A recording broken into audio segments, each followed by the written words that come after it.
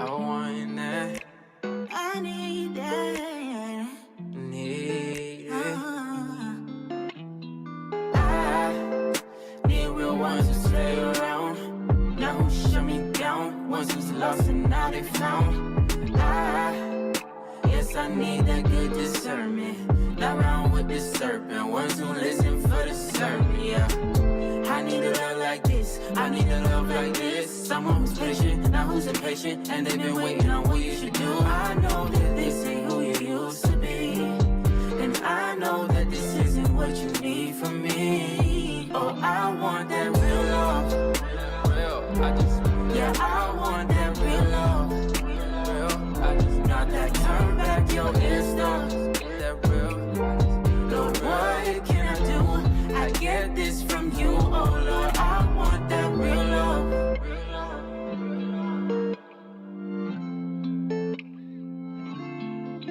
I heard it enough, but I think I got it now. Can't stay in my feelings, cause they always go in and out. And there's a shame whenever I fight it. I don't even need it, I get caught up, but I like it. I've been trying to stay awake, saying that you're patient, but you hate to wait. But love is an action, not a feeling thing. I don't want just something that'll fade away. Oh, I want that real love. Want that real.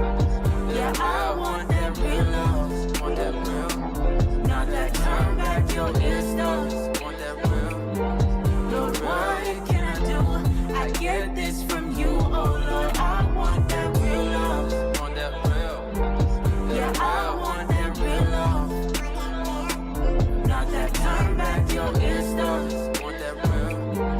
Lord, what can I do? I get this from you, oh Lord. I want that real love. That real love. I want that, I need just that real love. That real love. That real love. Oh, I want that real love. Want that real. Yeah, I want that real love. Want that real. Not that turn back your Insta. Want that real. Lord, what can I do? I get this from you, oh Lord. I want that real love. Want that real. Yeah, I want that real love. Want that real. Not that turn back your Insta. Want that real. Lord, what can I do? I get this from you, oh Lord. I want that real love.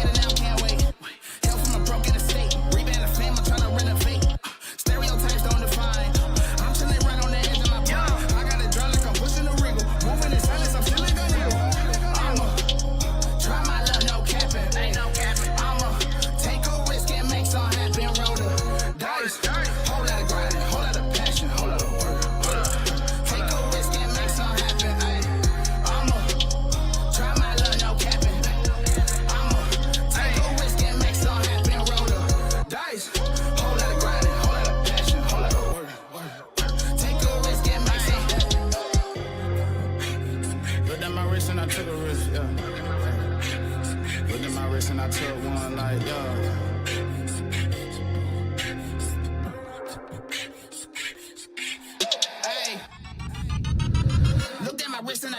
Time I've been waiting too long with the stress on my mind. There's no easy way out. Only option is grind. Had to go change my respect, yo. Dreams in my dreams gon' slip out, yo. Drugs is the virtue, ayy. Squares can't fit in my circle. My train of thought can take you around for days. Been rushing up, I know you see the ways. I've been locking in and twisting up. Take a chance and roll the dice. Taste my diploma, ayy. Hard work the aroma, ayy. 20 left in the tank, ayy. See me the game.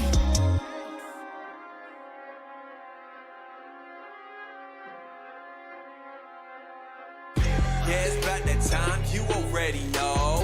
Turn the speakers up, man, it's time to stop the show.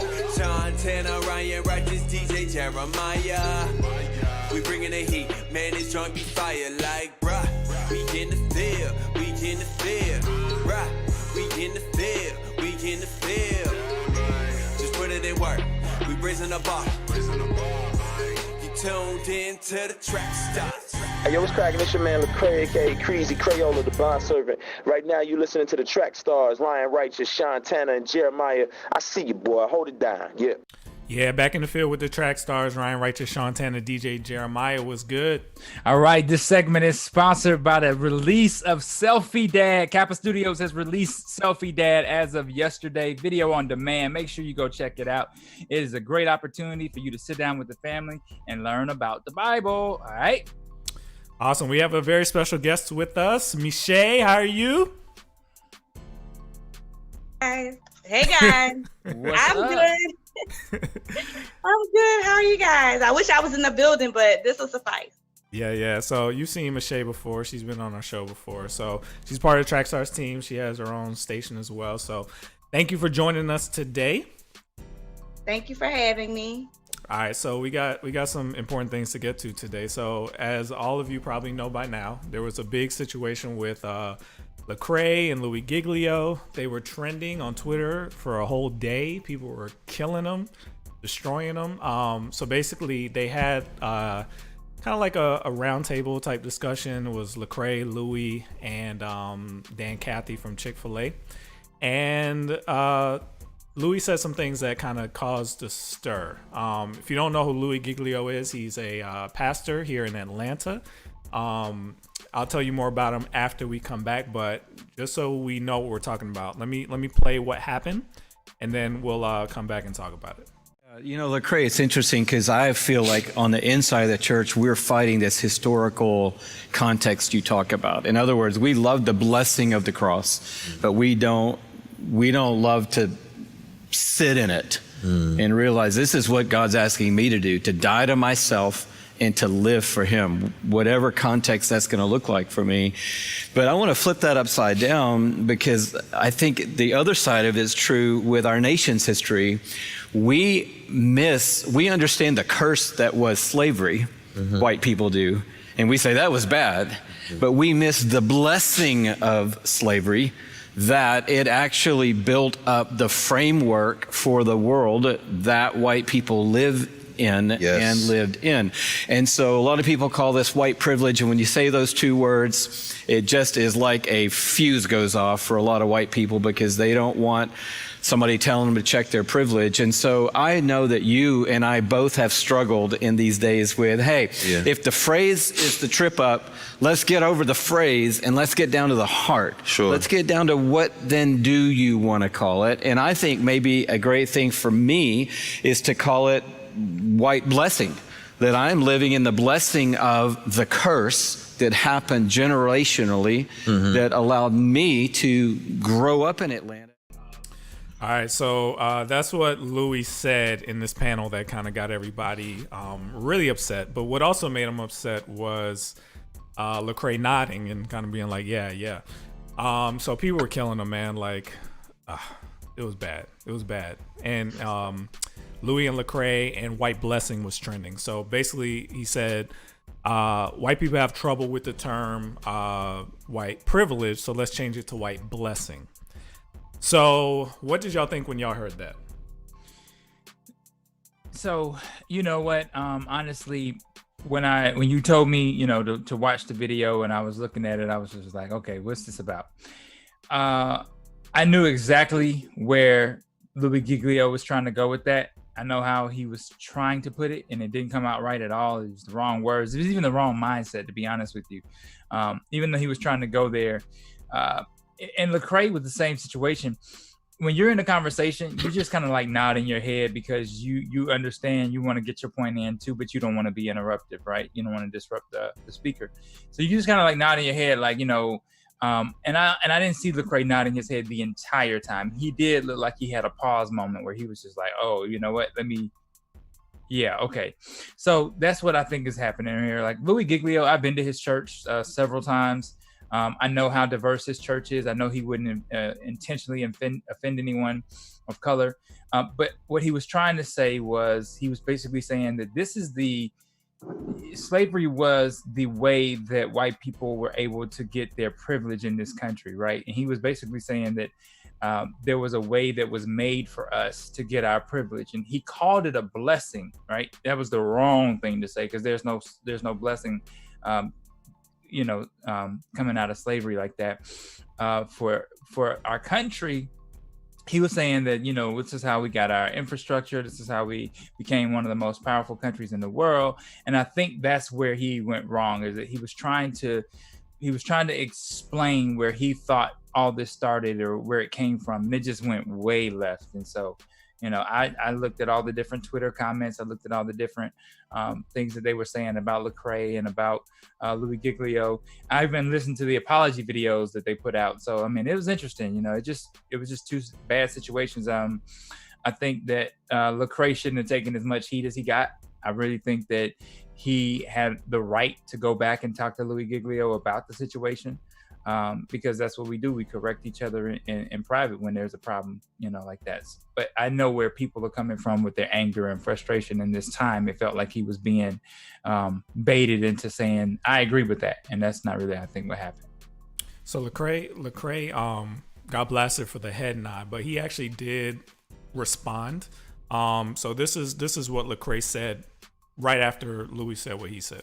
Even the idea of, and we hate to use that term privilege or blessing, but even the idea that you have the ability to dismiss is a privilege, right? Like you have the ability to not think about it. I cannot change my skin tone. I think the notion of this kind of blessing or the ability to put the blinders on is because what my white brothers and sisters tend to think is that they don't have a culture.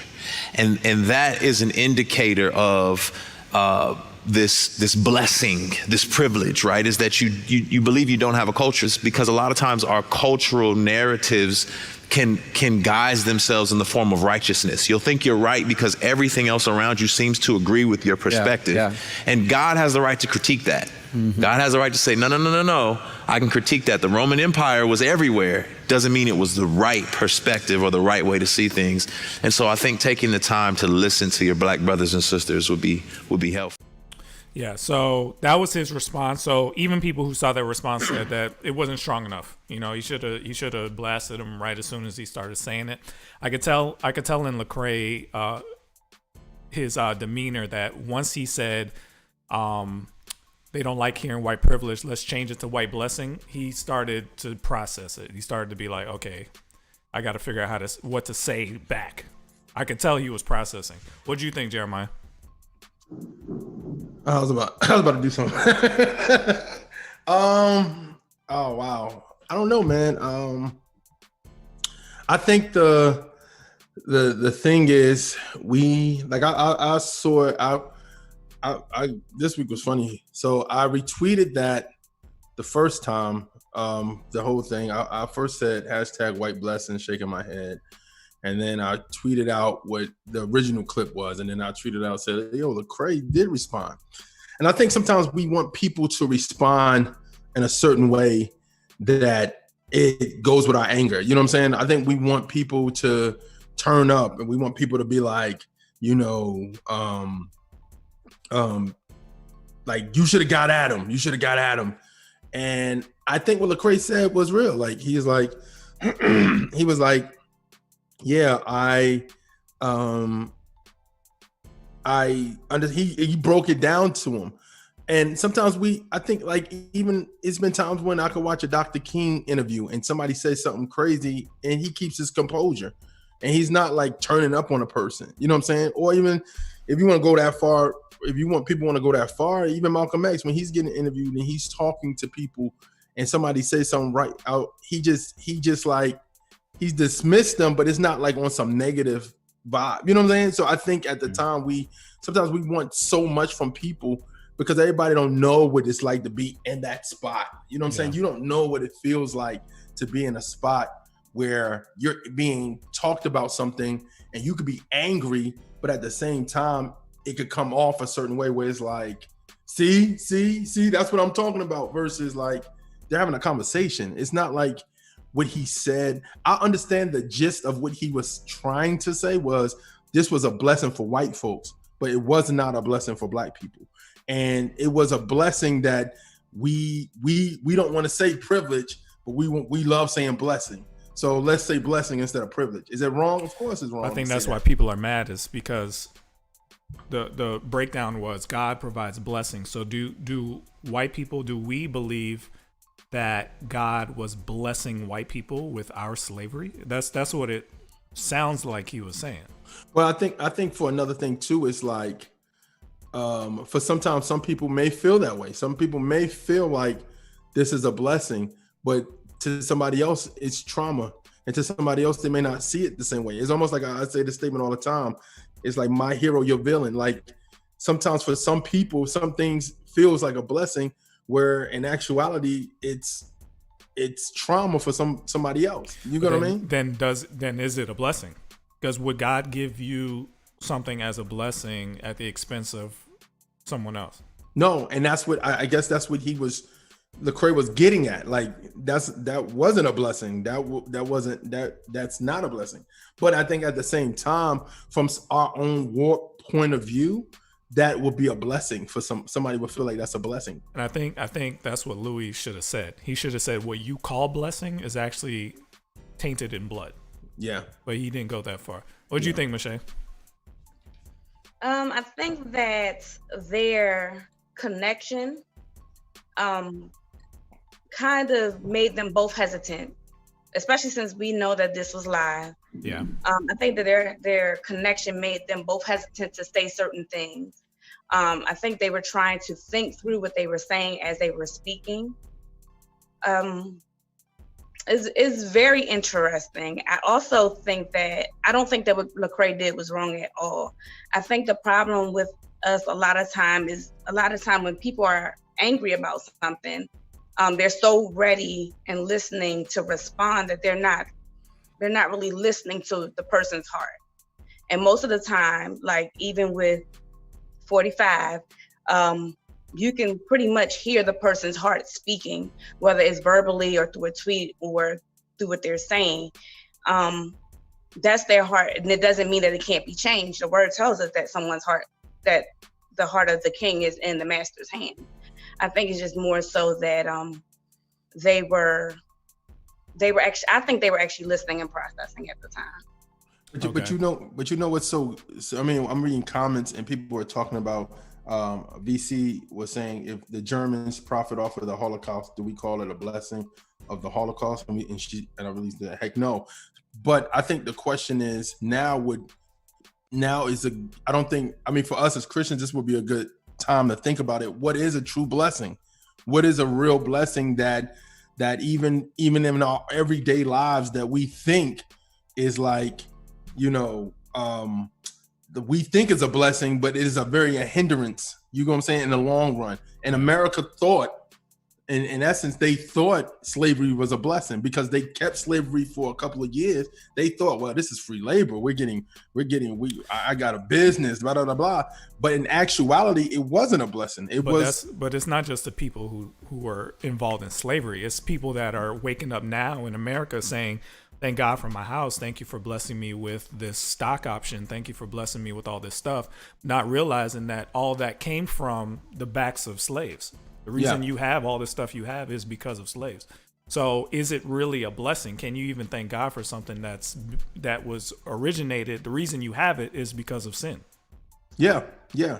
And I mean, I think that's for any corporation too. I mean, we don't know all these corporations and how they were formed. I mean, if you look at some people's money, like how they got their money or funding or stuff, some of it comes from slavery. So if we found out Walmart it was on the backs of slavery, you know what I'm saying? Would we consider that a blessing when the prices that we want at Walmart go down? You know what I'm saying? Like certain things, that those conversations we have to ask about what was a blessing for somebody else and is trauma or hurtful for other people. You know what's interesting is that even though Louis said what he said, Lecrae was the one getting killed. He was trending higher than Louis was. Yeah, he sure was. So eventually it got to him. Lecrae had a bunch of Twitter exchanges. He deleted a lot of it, but eventually he ended up posting this. What's up, y'all? All right, so let's talk about it. By now, everybody's seen the video with myself and Louis Giglio, and you wondering what the heck is going on. Well, first of all, let me just say this. Thank y'all. Like, sincerely thank y'all for y'all just acknowledging the pain and the frustration that y'all had with everything that you've seen. I know this is it's rough, you know what I'm saying? We're talking about 345 years, 400 years of chattel slavery, and then 89 years of Jim Crow, and we're battling still in 2020. So I appreciate y'all acknowledging the pain and the frustration that you had with what was said. It's helped me process a lot as well. First of all, I want you to know I wasn't okay with it. Even as I sat there, I was very uncomfortable, and I was processing on like, man, what do I say in light of this? It's been a lot of times where as I've navigated white supremacy or racial injustice, where I've just been trying to figure out, where I wanted to lash out, honestly, in anger. And there's other moments where I've been like, all right, God, give me the grace and the wisdom on how to deal with this. And in that moment, I was processing like, man, what do I do? I ended up having a conversation with him subsequently, right after we talked. And then I talked to him again last night and let him know my views and my perspectives. And obviously I wasn't okay with it. And we can't just be virtue signaling and doing this because it's the end thing to do, to talk about race on platforms. And I didn't have any ulterior motives other than to, help and articulate, some of what's going on in our world and in our culture. So I just want to thank y'all, especially my Black sisters who have been on the front lines. I know y'all going through a lot this week, and I just want to encourage y'all and thank y'all for everything that y'all have said, and thanks for the encouragement. I appreciate y'all. I love y'all. Obviously, I'm not okay with changing white privilege to white blessing. That's a privilege in and of itself. But man, yeah, we talked about it, and we're gonna continue working through it. So I appreciate y'all. I love y'all. All right, so that was his response. And then shortly after, maybe, I can't remember how long after, but eventually Louis posted this. I just wanted to come directly to you today and sincerely apologize for the use of the phrase on Sunday, white blessing. And I extend that apology today to every single person who is listening to me right now. But most importantly, I extend that apology to my Black brothers and sisters. I, like so many, am so burdened about what is happening in our nation right now. And I'm heartbroken about where we are as a nation. And one of the things that I'm most heartbroken about is trying to help myself continue to learn and to help my white brothers and sisters understand that white privilege is real. And in trying to get that sentiment across on Sunday, I used the phrase white blessing, for which I'm deeply sorry. Horrible choice of words. Does not reflect my heart at all. I don't, to be clear, believe there's any blessing in slavery. To the contrary, what I'm trying to understand and help people see is that my white brothers and sisters, we sit in large part where we are today because of the centuries of gross injustice done to our Black brothers and sisters. So this is my heart. This is what I want to more fully understand, because I believe this will help us stay engaged in this conversation so that we can all move forward together. So thank you for just letting me open my heart to you today. Thank you for letting me apologize directly to you today. And I ask that you would pray for me and possibly even join me as I just desire to continue to learn, to understand, to stay engaged, and to be a part of all of us moving forward together to the place that God wants us to be. Yeah. So what do you think about the response videos, the apologies? Right. Go ahead. I mean, I said at the very beginning that I watched both the apology videos or both the response videos. It's still the same. You know, I think you got to give grace to Louis for this incident because he does have a good heart. You know, his heart is not toward racism, and it's not, you know, about making things harder. I want to go back to the original conversation, though. The original conversation is the word blessing, right? I remember listening to somebody describe this in the conversation about the blessing being like a blessing is when like Jesus died on the cross for our sins. Like that was a blessing. You can't call slavery a blessing in any way because the word blessing doesn't even fit in that narrative, right? And so I think a lot of times we have to stop realizing like some things are blessings and some things may not be blessings. They may be called something else. They may be similar to a blessing. They may resemble a blessing, but it doesn't actually, you know, come off as being a blessing. And so I think that's where we have to be more sensitive, because I think that this is it happens with every race. I think it happens with every race and every culture. I think we all have something that we might feel shame about or we might feel bad about, and then somebody else sees it and says, "Oh, don't feel bad about that. That's actually a blessing in disguise," and it may not be. So I think that's one of the things we have to change. But I really like the fact that I saw some white Christians going back and forth on Louis Giglio's apology video saying like, "Hey, Pastor, this is not where we need to interject our voices. This is where we listen." I know somebody on our team said that as well, but this is where we listen and we let our Black brothers and sisters who are educated on anti-racism and post-slavery Reconstruction have this conversation with us, right? We don't come in and talk about how we fix things. And so I saw, you know, a different dynamic going back and forth where one Christian was just like, well, you know, why is it that we're not giving Louis grace and we give everybody else grace? And it's like, you still can't interject the fact that you feel like he's not being forgiven for what a race of people are going through right now. You're still wrong. And I think we have that problem is where, like I said, y'all heard me last week when I said I was frustrated that George Floyd had just died and my neighbor was sending out a tweet talking about could you all have your animals not use the bathroom on our lawn? And I'm like, who cares about that? And so I think we have to be, we have to be in the mindset of sensitivity right now. I know I'm being sensitive to everything. I'm looking at everything as glass half empty, glass half full, because I know that what I say or what I think or what I want to interject in a conversation may not be received, right? So they put out a statement the other day about DACA, that Donald Trump lost the fight against DACA, and there's reason to celebrate, but there's also reason to be cautious because this can come back up again. If he gets another 4 years, it'll come back up again, right? And so at that moment, I was just like, wow, I'm really happy for my brothers and sisters that are going through DACA. I know a lot of students in my program go through DACA. But at the same time, I don't want to send out a tweet, right? I don't want to say anything that might be insensitive to a bunch of a culture of people, because anybody could be on DACA coming from another country. You never know. So you say something about, you know, hey, the next fight is the border wall. Well, the border wall might not be their issue. You see what I'm saying? So you just have to be sensitive at all times when someone is going through something like this. So I happen to know Louis and I happen to know Lecrae, not as friends, but I've seen them enough times, talked to them enough times to kind of know their character and know what they're about. I will say for Louis, Louis is not what people were trying to paint him as on Twitter. I saw a lot of people say white supremacist, KKK, blah, blah, blah. That's not Louis's heart. Louis actually is one of the ones who cares. He stepped in it big time, real big time.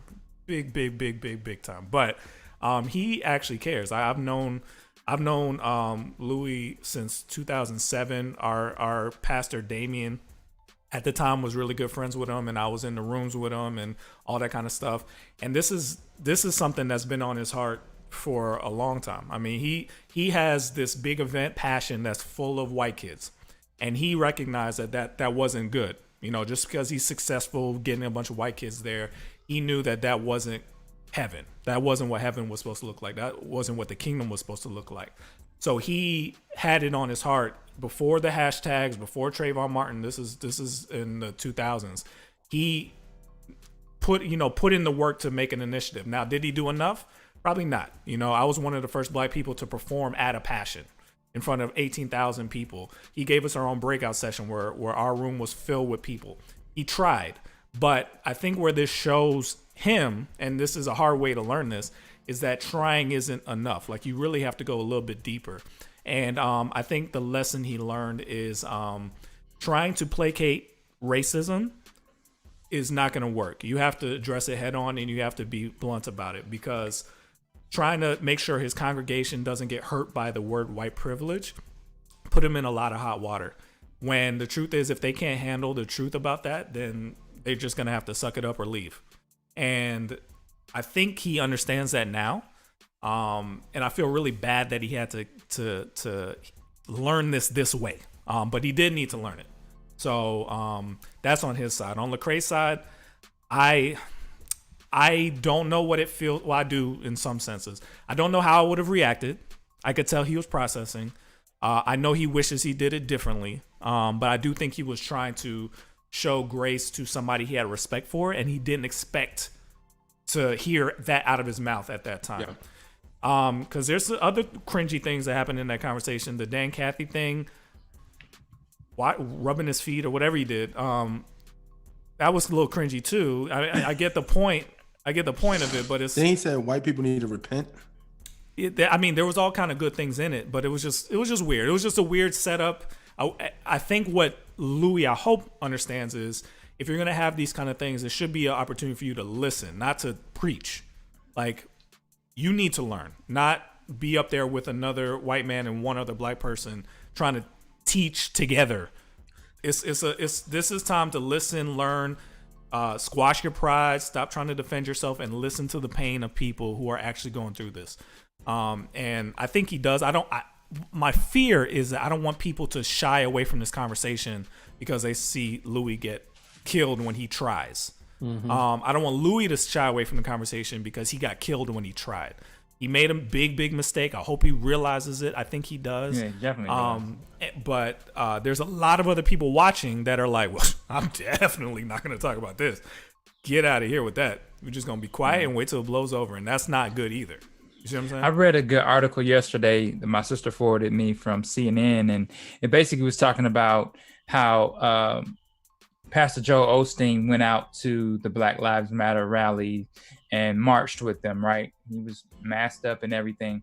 And they were saying it's good that a lot of white pastors are coming out and speaking against this. He said, but it really doesn't make much of a difference until they preach a sermon about it, right? Until they get in front of their congregations and say, today's sermon needs to be focused on how do we get over this issue that we have here, right? And how do we relate it to biblical principle and apply it to today, because we're seeing it happen right before our eyes, and the church can't ignore it. And the article also went on to say that, in 1995, the Southern Baptist Church apologized for having years and years and years of practicing racist behaviors in their church. And so I think it's time for us to kind of say, yeah, you know what? This is definitely nothing to brush under the rug. I saw in that Breakfast Club interview that, Rush Limbaugh was still saying that this was a myth, right? And I think we have to really understand that this thing is happening. It's not a myth. And we are at the point right now where we have to address it head on. We have to. But even in addressing it head on, we have to make strives to do it. You know what I'm saying? And if those strives to do it is telling your congregation the truth about stuff, you know what I mean? Because, people are still, is there some white brothers and sisters that still don't believe white privilege exists? So even and if he feels a certain type of way to say that, I think the action is that you have to, like he said, you have to preach that in front of your congregation. You have to, it's not enough to just have people on a panel. You have to show it. You have to be welcome with your arms welcome with people to come into your church and want to be there, or African Americans and other races. And you know what I'm saying? Because I think about Joel Osteen church is not all white. It's very multicultural church. Mm-hmm. He had pastors, black, white, you know what I'm saying? So it's not just when you walk into this church, it's just like, oh wow, I feel like outsider. And when it's time for the offer, I mean, when it's time for the altar call, everybody looking at me like, go up, like what? Like, you know what I mean? So I think at the same time, I think actions speak louder than words. And I think, like you said, he made a mistake. But I think from this point on, people want to really say, like, want to see the action that he puts forth, honestly. You know what I mean? And it's not just, let's have another panel discussions, because those are going to get played out sooner or later. Now it's time to have, like, yo, you in front of your congregation and telling them, hey, certain things that Black people are going through, you guys have a privilege about it. You may not like it. You may not understand it. You may not say, you may not feel it. You may not be like, man, that's not the truth, but it is the truth. It's certain things. Your child gets stopped. Your white son gets stopped by the police. Everything's going to be fine. He's going to come home. If somebody's black son goes stopped by the police, we don't know what the outcome may be. You know what I mean? We may not, even if he do everything right. Even if he says the right things, if the cop feels a certain way, it can go left fast. So I think just those things that need to be said from the pulpit, if they're not and it get blown over, then it's going to almost be like a missions trip. Like, you know how people go on missions trips, they feel good about it, then it's just back to normal. So yeah. Well, this killed me, man. I don't know if you understand how much this killed me to see two people I care about getting dragged by everybody. Jamel Hill, Killer Mike. Like, I mean, this thing was huge. So it grieved me because these are my brothers, right? They're your brothers if you're listening and a Christian. So to see them get dragged publicly like that was hard. But I think it needed to happen for Louis to really see something that he may not have seen. Because people who are actually trying, sometimes they believe that they also aren't the problem themselves, because they're one of the good ones, you know, but there's still some gaps in knowledge that need to be filled, and some listening that still needs to be done, even by people who care. So that's a warning for everybody, I would say. All right, let's get back into it. You in the field with the Track Stars, Ryan Righteous, Sean Tanner, DJ Jeremiah. Let's go.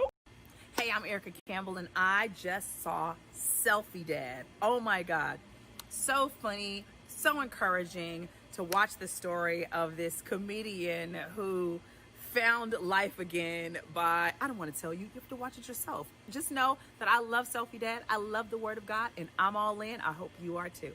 Hey guys, this is Miracle from TRACKSTARZ. I wanted to make sure you guys know all about the official TRACKSTARZ universe. So if you'd like a free TRACKSTARZ t-shirt, yes, as well as free merch, discounts, and exclusive content, and of course, direct access to your favorite radio host, then this is for you. Make sure you go to trackstarz.com/official. That's trackstarz.com/official.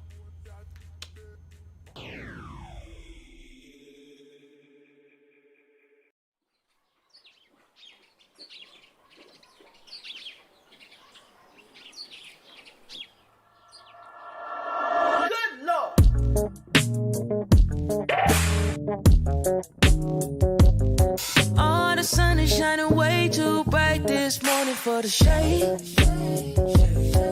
Tell the kids, call their daddy, tell them pick them up. You need a break. Your head's been underwater, darling. Don't let them steal away. Do something real nice for yourself. You deserve it, babe. Oh, take a little tea, mix it with some honey. And don't you worry about no money. Darling, keep working hard, cause it's coming. You know the good Lord, stay up to something. He's up to something, something. He's up to something, something. I know he's up to something, something. He's up to something, something. Throw a little something on the stove. Baby, say a little prayer, let it go. Oh, take a little back, get the water running. You know the good Lord, stay up to something. He's up to something, something. He's up to something, something. I know he's up to something, something. He's up to something, something. Now don't let this old world get get you down, down, baby. Don't let this cruel world make you lose your faith. And don't let this cold world get you down, down, baby. But I left something in your cup that'll pick you up later. I'll take a little tea, mix it with some honey. Don't you worry about the money. Darling, keep working hard, cause it's coming. You're not a good Lord, stay up to something. He's up to something, something. Something, something, yeah. He's up to something, something. Something, something.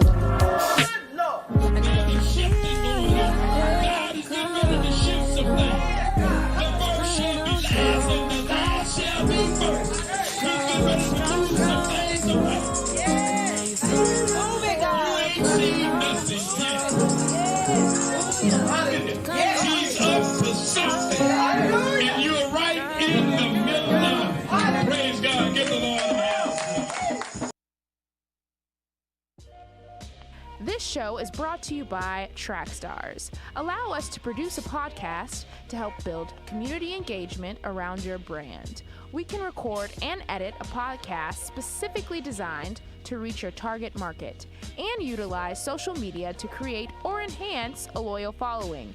Go to trackstarz.com/brands. Again, that's trackstarz.com/brands. What's up? This is No Big Deal representing Middle Tennessee and Indie Tribe. You are now in the field with the TRACKSTARZ. It's time for the Entertainment Report with Jeremiah. Welcome. What's up, man? It's the Entertainment Report time. Let's get it going.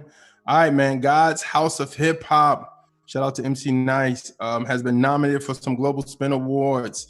So go to the Global Spin Awards website to vote, man. It's a lot of we were in a lot of nominations. So check that out, man, as soon as possible and go vote, man. This is a great opportunity. And I'm gonna tell y'all this: the Global Spin Awards is more of a mainstream. It's more of a mainstream website. I mean, website is more of a mainstream awards for DJs and then like radio and different things of that nature. So please go vote, because a vote, some of the wins, a win for us, for God's House of Hip Hop, is a win for the kingdom. All right, man. Jamie Grace slams racism in the church. Jamie Grace has been very vocal about her various encounters with racism while Americans across the nation protest racial injustice. Most recently, she shared the experience of racism in the church. She said, if I had known, a pastor said this, if I had known Jamie Grace was Black, I definitely would not have brought her here. She wrote that on her social media, revealing what a white pastor said to her team while they were setting up her banner and stuff in their lobby. Grace is one of the, that's crazy. Grace is one of the few Black singers who has success in the CCM world, whose audience is predominantly white.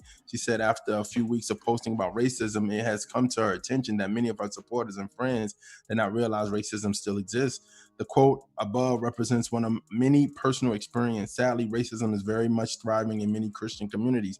My question is to you is, what would you do about it? How would you search your heart to make sure it is clear of discrimination and bias? She asks, and if you have checked and cleared, how will you hold your community accountable? How will you actively raise anti-racist children? How would you uplift the voice of Black men and women beyond a retweet, a post on social media? So, man, that's crazy. Who was the pastor that said this? She didn't name the name of the pastor. She just said should have named the name, man. At this point, drop the name. She said that just happened to her, and she said it wasn't. He didn't say it to her face. I guess while her team was setting up her, you know how when you perform somewhere, you get like a table for merch of course, and everything like that. So they were setting up the tables, and I guess that was the first time the pastor saw it and was like, "Yo, I didn't know she was Black. I definitely wouldn't have brought her here." So wait, why?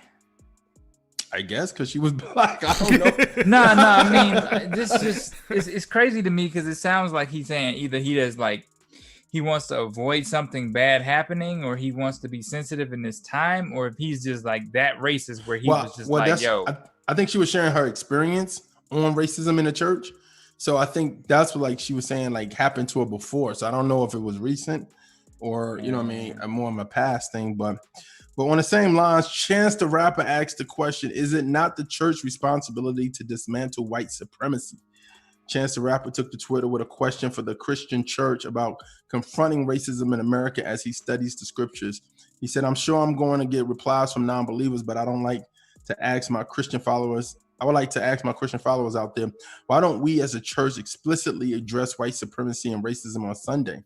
Why don't we engage the truths of America and how it values an antithesis to the gospel? He took his tweet a step further by posing, is it not directly the responsibility of the church to dismantle and defeat white supremacy? Is equality not basis for forming the body of Christ? So of course his timeline blew up and different things. He also said, my pastor, he responded to somebody and he says, my pastor usually avoids talking about stuff because he's worried that bringing politics in his preaching will make a lot of people upset. And then Chance replied, I think you have the right and responsibility to challenge your pastors to teach about Christ in the content of today's America. So yeah, man, everybody going through it, man. All right, our final story, man, it's kind of a sad story. Shout out to the crew. They kind of posted this as well. Jesse Akives, founder of the Way brand clothing, was arrested under the suspicions of child molestation. Is reportedly by KTL LA that the suspect is accused of molesting 3 children over the course of 17 years.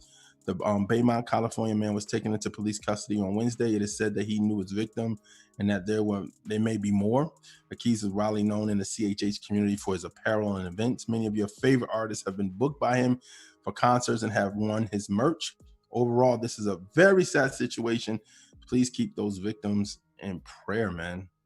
All right, Copper Section. The sponsor of the Copper Section is Joshua Southern. Before you speak, Armand Wake Up in Taylor Gray, Black Jordan and White Socks, Canon Evil single, Paris Cheriz, Die For Me single, Christian Gray, Beautiful Dreamer single, Mitch Durrell, Black and Proud single, Cam Look single, Drew Beck's Season 2 single, YB, aka Young Paul, Pick a Side single, Corey Y, Switch Up single, and our God, legend, OG in this thing, Kanon returns with Riot single, which is Flames. And that's it for me, man. Yeah, okay, that's what's up. Shout out to the Nectar artists who released this week. Shout out to Josh Kajanga. He released Unconditional. So make sure you go check that out on all outlets where you can find digital music. And then also, if you are not a part of Nectar, what are you waiting for? We're ready for you, all right? Go to nectardistro.com. Sign up today. We have opportunities for you to distribute your music to over 200 digital outlets, all right? All right, so we got our first submission to the Make Me a Beat portion of the Make Me a Hit competition. We actually got 2, but I haven't seen the Instagram video from the other person. So I'm going to let y'all hear it. We need some more submissions. This person jumped out and did it first. So now it's on y'all. What y'all think?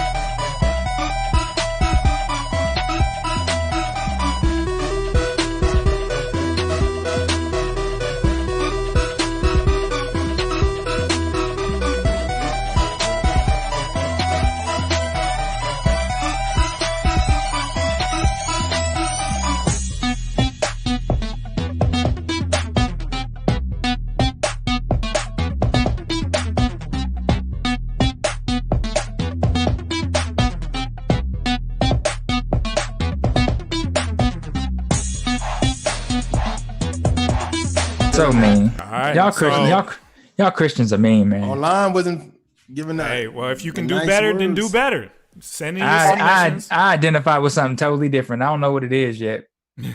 Send But in I your get. So I submissions. think But it's somebody beyond said, Christianity. I know that. Somebody said on YouTube like that they feel it's a little bit more popish than then do a better one. I don't hear no criticism if you ain't sending your submissions. So that was the first person to jump out the window. They did it. So now if you think you could do better, do better. We're going to pick a winner of this competition, the beat competition portion, and that's going to feed into the rapper portion. So tell your producer friends, jump in. This is serious. We're doing this. We got support from a lot of people that are excited about this. So tell your producer friends, your dude that knows how to make beats, all that kind of stuff. Tell them to jump in this thing right now. It's getting hot. 2 beats have already come in. So we need to. The first one's always I'm so proud of the first one because the first one is the one that gets the ball rolling. Jumped out the window. Yeah. You jump out the window, you get props from me. And this is a great way to get exposure. That's the name of the song. I'm playing your beats. I'm playing your beats on a show. So send in your stuff. All right. Anyway, let's get back into it. You in the field with the track stars, Ryan Righteous, Sean Tanner, DJ Jeremiah. Let's go.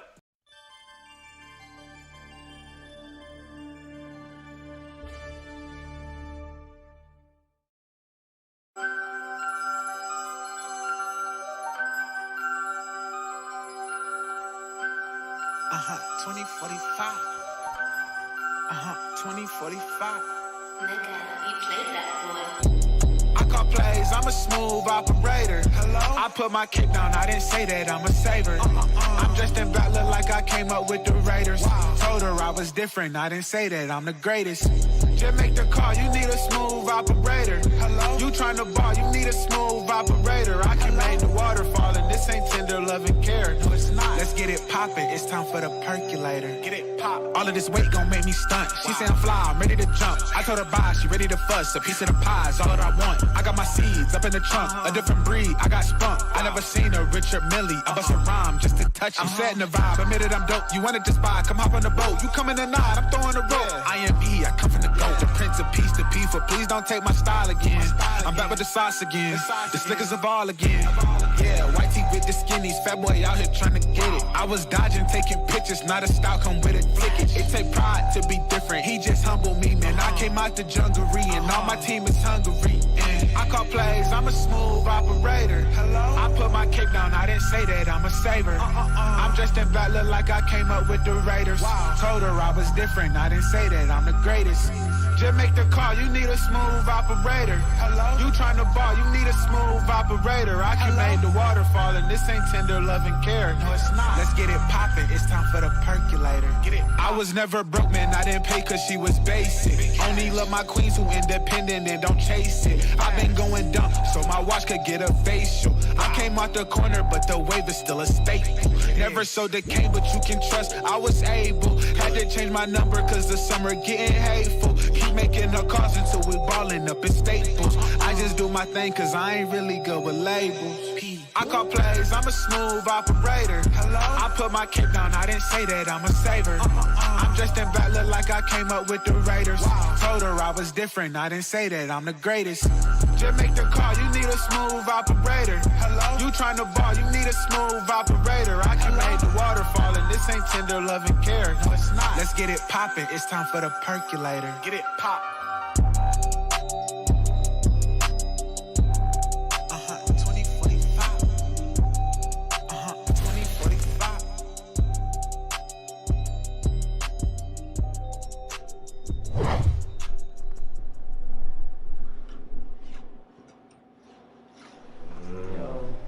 That's not it. Nah, bro, you gotta reshoot this, bro. You gotta reshoot this. It's trash, bro. No. Yeah. No. Yeah. This is trust. Listen, this is it. What? All right, so when do you plan on dropping this? Huh? When do you plan on putting it out? That right there, that was the first view, baby. It just premiered. That's the one, smooth operator. It's out. I'm out. Dog. But nah. I'm done. Nah. I'm gonna take this from you. You obviously don't know what you're doing. Nah. Y'all not with me? No.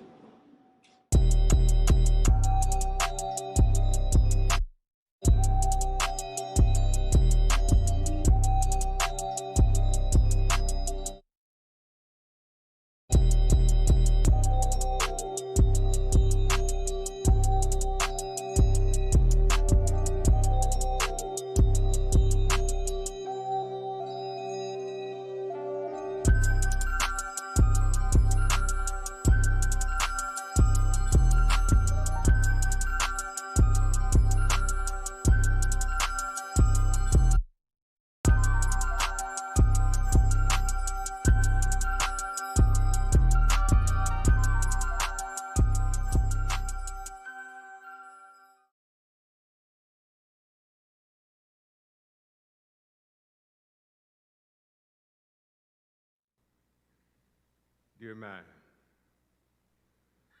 from the beginning of time, I fought against your innocence.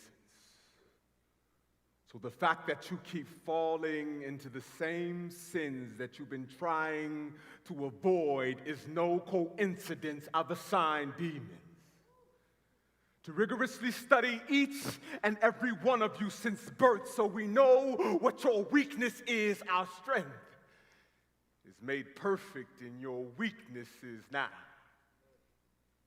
Before I go any further, I want you to understand that I hate you. But the main point of me having this conversation is to show you how much I appreciate you. So thank you, because your generation has generated so much hope for me. It's pathetic yet impressive. So please continue with your carelessness. See, you don't even have to worship me, because I am the only being that you could make your God without even being aware of it. So by default, I win. If it's not in him, it's not even a contest, because when you don't serve the God that's right, I'm the only God that's left. Therefore, there's no need to discriminate. I've even come to eliminate him. He's, her, she's, kisses from me are sweeter than pieces of chocolate droplets. So, Adam, Eve, take and eat. Your disobedience is so sexy to me. And I have a fetish for hypocrites, the way you go from right to wrong, from light to dark, that turns me on like a switch, because you switch when you walk. So justify him and justify sins. You're already condemned, and just allow me to cause you to pass the rock of your salvation, which brings deliverance to your soul. Now, you can never blame me. See, I just gave you an assist. You took yourself to the hole. See, every day I replicate a reversed Halloween, but my potential costumes are made of flesh and blood. With a spirit that is breathed and a will that is free, I see billions of costumes now. Who should I be? How about the perfect guy you'd like to meet? Kind of rough, but kind of sweet. With a pair of hurricane eyes that'll shatter the levees of your heart and sweep you off your feet. But instead of a ring, I'll just hand you a leash and treat you like the female dog that you are to me. Or I can come in a miniskirt with heels, because I know you like this, guys. But sometimes that is my disguise. I'm a terrorist of the eyes, the way I hijack your mind and make you blind to what's right. I have you so enticed that you might just cheat on your wife, or better yet, die for me.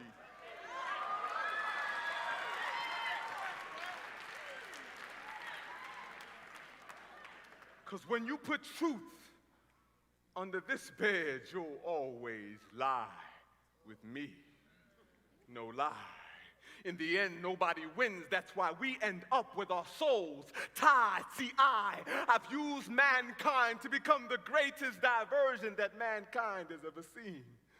Because I never look like the problem. When I make the problem look like human beings. See, if sisters have strife with sisters and brothers could fight their brothers, I have the victory. Because you end up with nations of wounded families, but an unscarred enemy. And it tickles me, because I patented segregation. So the separation of the brethren is just an extension of that invention. So no matter how many children are born into God's kingdom, I make sure they all see section. Sometimes things are not always as bad as they seem. I want you to pretend that hell is like a beautiful dream, like a blind date with darkness, because love won't be seen, but you will be constantly embraced by undying flames till excruciating pain will seem like relief. But wait, no, wait. There's been a glitch in my plans that some of you may call grace. Because despite my flowery displays of affection, my showering with bouquets of temptations. How come when one rose, everything changed?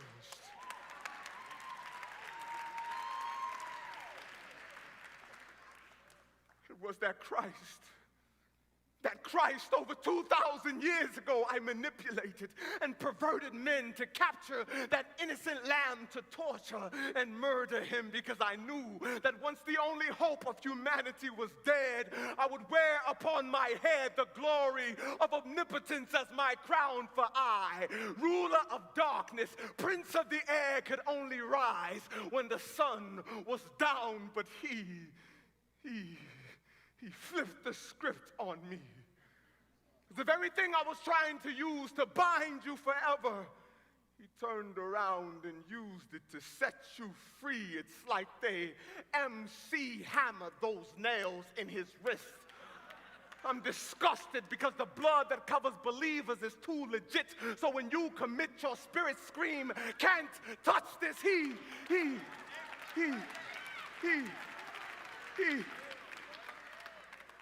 is a reckless romantic. He will put his entire kingdom on hold to hold you. Why would an impeccable God be so desperate to make a flawed and broken creature whole? You don't even have the slightest clue how much he adores you. That's why I'm deceiving men and distracting them from seeing him. Yes, I'm always planning to bring calamity so I could magic trick you into thinking that he vanished. But no matter what happens, he always finds a way to breathe a peace on you that passeth my understanding. Of course, your Lord has already conquered me. Why do you think these weapons I formed against you are not prospering? I am dead meat. That's why I have beef with you. You that believe.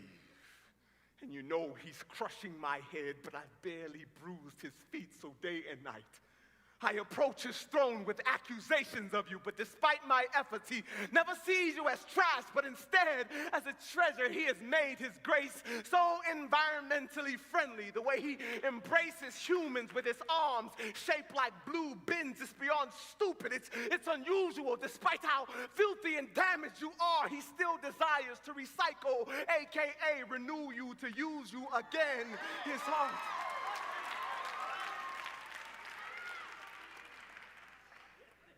heart.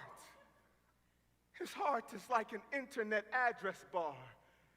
He's constantly conducting worldwide searches for lives that will allow him to clear their history and give them new sights, for they are spiritually blind. But I've had enough. Because it's completely irrational. It just doesn't make sense why he loves you so much. Why does he long for your arrival like a child does December 25th? You tread upon his mercy with an attitude like the Scrooge, but he sits and lets it pass, and yet is willing to take you back like the ghost of Christmas past. It's foolish. But I'm running out of time. This clock is like a bomb. It's ticking away, and those of you that don't watch it will watch it blow up in their face. Now brisk are the movements of my feet. I don't play. Research the synonym of insomniac and replace it with my name. I'm awake and I work and I work and I go with no breaks, and I go with no breaks. Plus I'm drunk with road rage, and the only thing that stands in my way is this dead end route called hell. So let's crash and burn together forever. Please, I beg you, don't surrender to him. Though he said, I have life, if you spell devil backwards, at least you have lived. I would give you the world in exchange for your soul. So please, satisfy my soul's need If the sky were the limits for your souls, I would reach, but thank your God that my sky has a ceiling called the soles of your feet.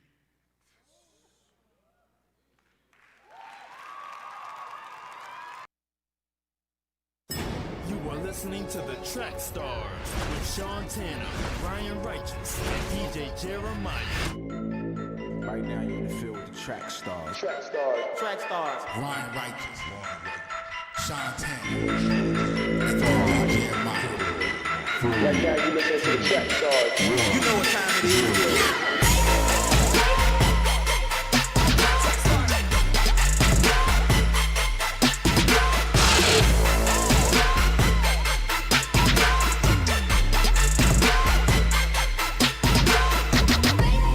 It's your boy Navigate, you TRACKSTARZ music artist, and you are in the field with the family TRACKSTARZ Radio.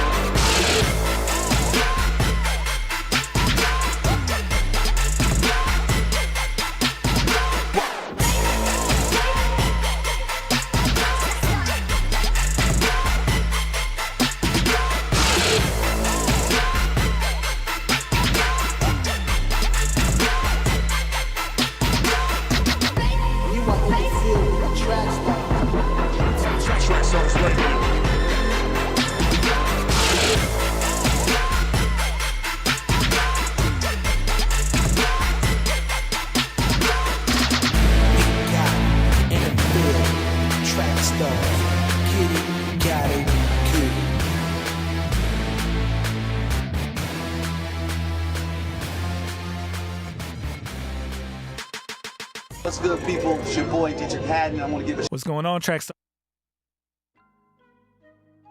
All right, back in the field with the TRACKSTARZ, Ryan Righteous, Sean Tanner, DJ Jeremiah. What's good? All right, for all things TRACKSTARZ, make sure you go to trackstars.com. Follow us on Instagram at TRACKSTARZ. Like the Facebook page, subscribe to the YouTube channel, and download the app. Okay, so I'm glad we have Michelle with us today because I need her input on this one. So, have you guys heard of the artist Noname? No. You've never heard of her? You said until you brought her up. Okay, so Noname is a rapper. She's been a rapper for a while. She's kind of turned into an activist. She kind of got not popular, but she made some news because she said that she's tired of performing in front of all white crowds. And she says that most rappers don't like doing that, so they're afraid to say it, but I'm not going to perform again because of that, whatever. So she started kind of focusing more on her activism. And so she's been pushing the abolish the police movement, which is past defund. That's get rid of them, get rid of jails, get rid of police altogether, right? So that's what she's on. And she tweeted something out kind of right around when the George Floyd thing happened. She said, "Poor black folks all over the country are putting their bodies on the line in protest for our collective safety, and y'all favorite top selling rappers not even willing to put a tweet up. N's whole discographies be about black plight and they ain't nowhere to be found." So who would you think she was talking about? Who comes to mind? Cole and Kendrick. Yeah, Kendrick Lamar. Of course, most people, right? So most people were like, man. Then they started posting pictures of J. Cole, protesting, and she kind of took that tweet back, right? Then Cole responded with this. So we're gonna kind of do a mini dissect in the middle of this because they both kind of did some stuff, right? So Cole put out the song. We're not gonna play it, but it said, "Ends be thinking I'm deep, intelligent, fooled by college degree. My IQ is average. There's a young lady out there that's way smarter than me. I scrolled through her timeline in these wild times and I started to read. She mad at these crackers. She mad at these capitalists. Mad at these murder police. She mad at my ends. She mad at our ignorance. She wear her heart on her sleeve. She mad at the celebrities. Low key, I be thinking she talking about me. Now I ain't no dummy to think I'm above criticism. So when I see something that's valid, I listen. But it's something about the queen tone that's bothering me. You strike me as somebody blessed enough to grow up in conscious environment with parents that know about the struggle for liberation, and in turn, they provide her with a perspective and awareness of the system and unfairness that affects them, and the clearest understanding of what we got to do to get free. And the frustration that fills her words seems to come from the fact that most people don't see just because you woke and I'm not, that ain't no reason to talk like you better than me. How you gonna lead when you attacking the same people that really do need the stuff that you're saying instead of conveying you're holier, come help get us up to speed. It's a reason it took like 200 years for our ancestors just to get free. These shackles be locking the mental way more than physical. I look at freedom like trees. Can't grow a forest like overnight. Hit the ghetto and slowly start planting your seeds. What's the point of you preaching your message to those that already believe what you believe? I'm on some forget a retweet. Most people is sheep. You got all the answers, but how you gonna reach? If I could make one more suggestion respectfully, I would say it's more effective to treat people like children, understanding the time and love and patience that's needed to grow. The change is inevitable, but ain't none of us seen this before. So that was J. Cole's song in response to Noname. Now, did you sense any anything wrong with J. Cole's song? Did it bother you at all? Ryan. What?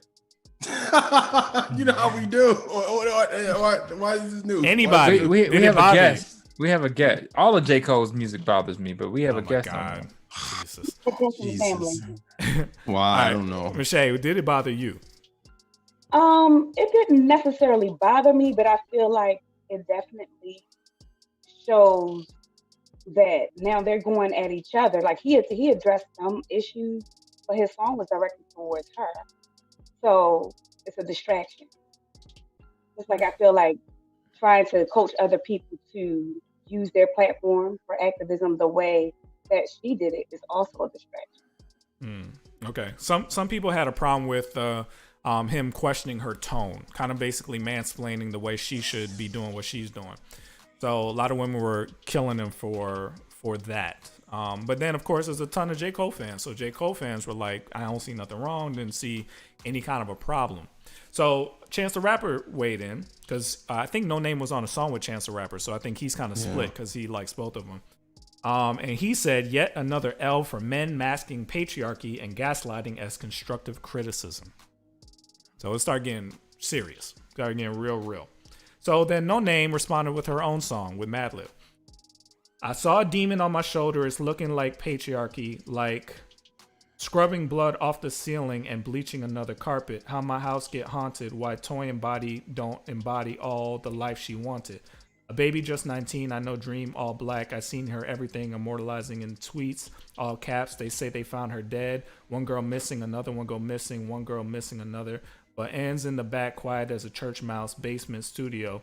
When duty calls to get the verse out, I guess the ego hurt now. It's time to go to work. Wow, look at him go. He really about to write about me when the world is in smokes.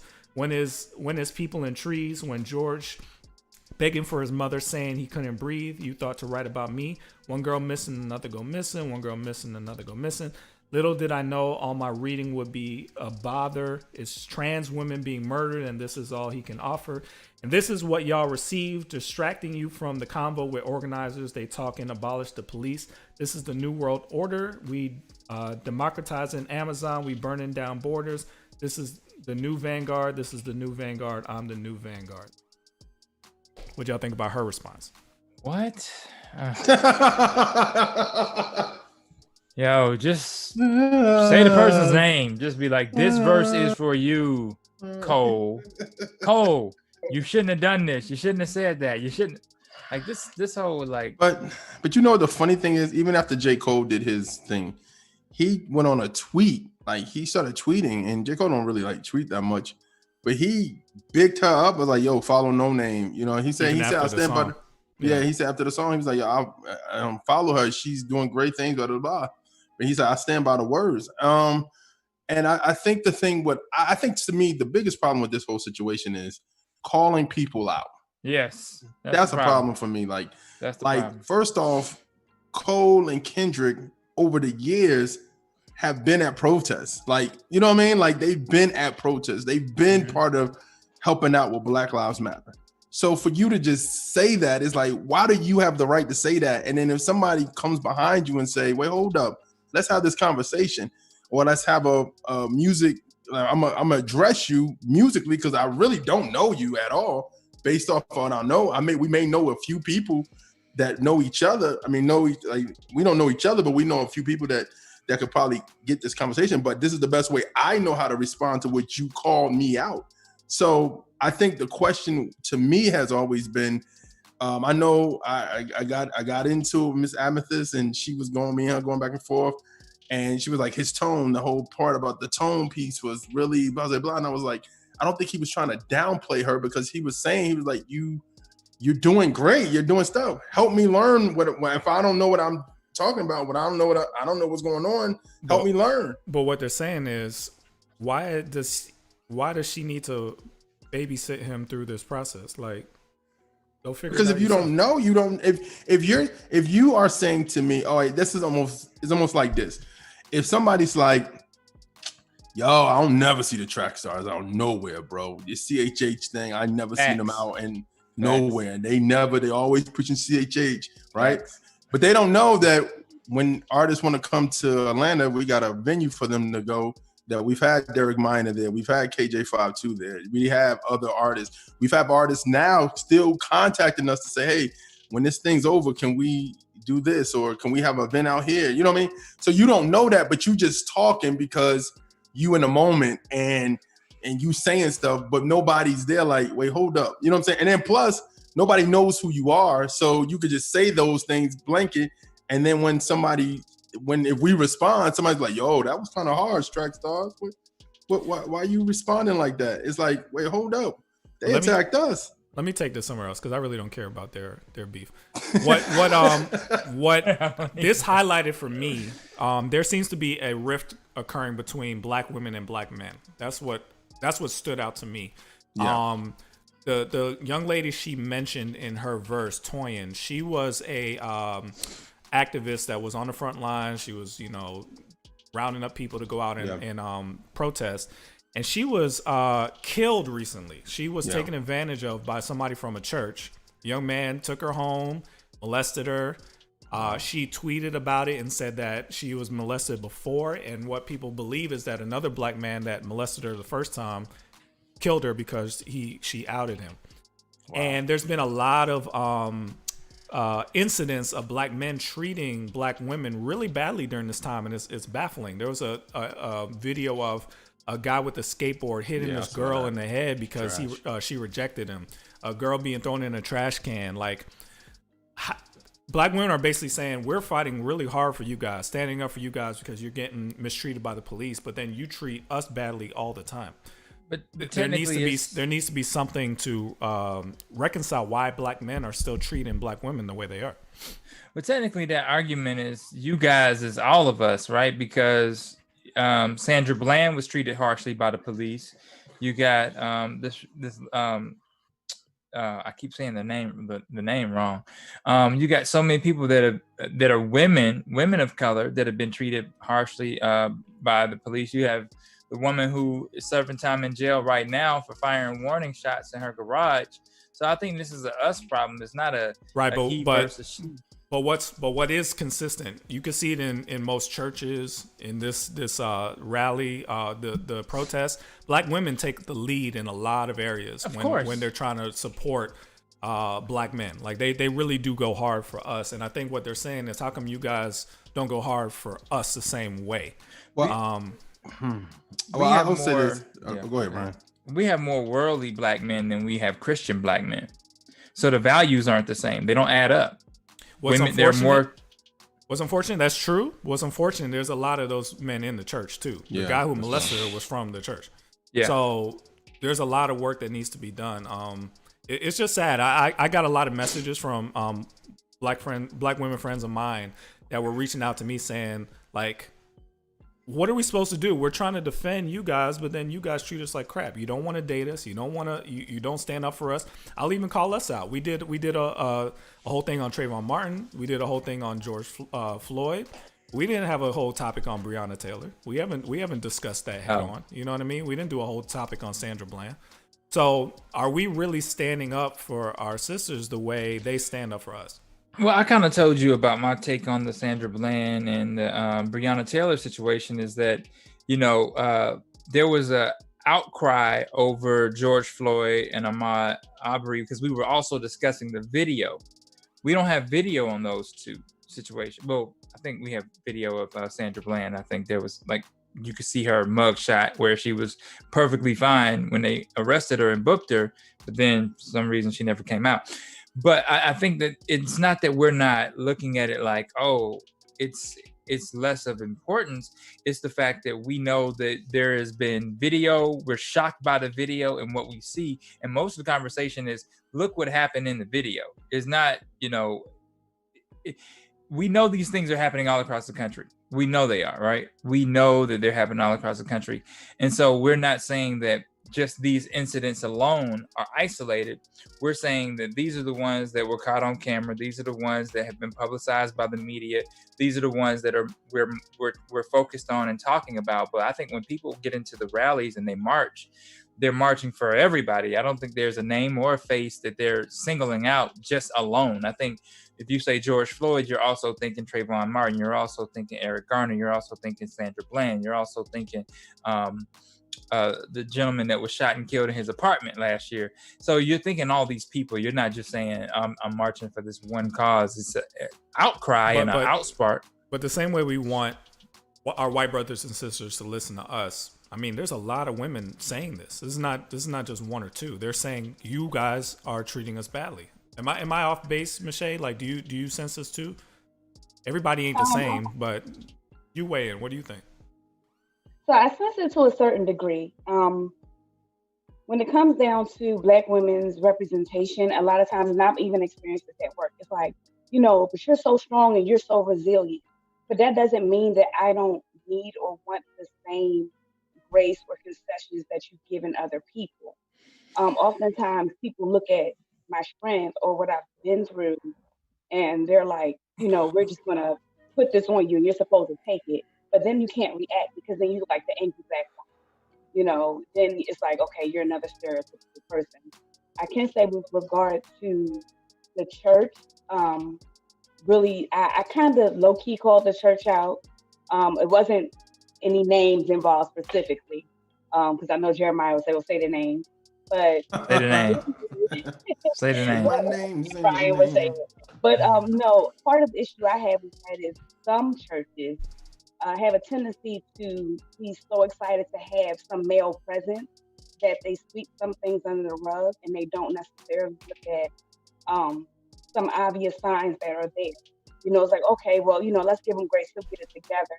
I mean, even down to a few people that I knew who were dealing with men who were serving in positions who were actually had narcissistic tendencies, would basically put the female in a situation like somebody I know, they were arrested, but he called, but after he hit her and then she pulled a knife on him and it was like, oh, okay, well, he did it in self-defense, but it was more so to try to keep his name clean because he was being active in the church.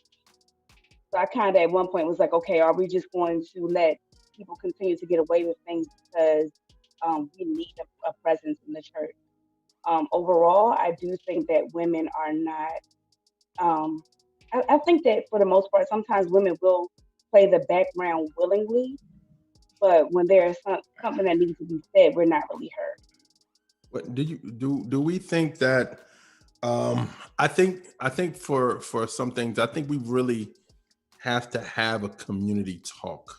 Me and Maya, I was talking to Maya about this this week. I said, I feel like that we always willing to just go to the fight, but like our line, like when you go to war, when people go to war and it's like a platoon is there and it's like, they're fighting, and then all of a sudden, like, you would be shocked if somebody else in your platoon turns around with their gun and have a gun to your head while you're in the middle of war. And sometimes vice versa.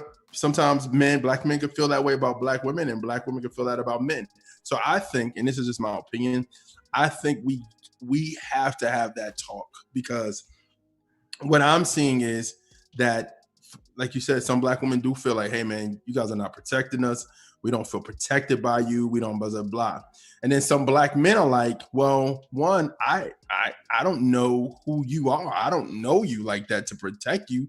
I don't know like that. I don't know you to just say like if I jump out the window for you, are you going to still be there? You know what I'm saying? I'm not talking about like violent, like anything violent. I'm talking about like, if I step out, if we're in a corporate environment and they go crazy on you, and I'm like, wait, hold on, you know, blah, blah, blah, and I go off and I lose my job, are you willing to lose your job? You know what I'm saying? Or whatever. So I think at the end of the day, I always say this.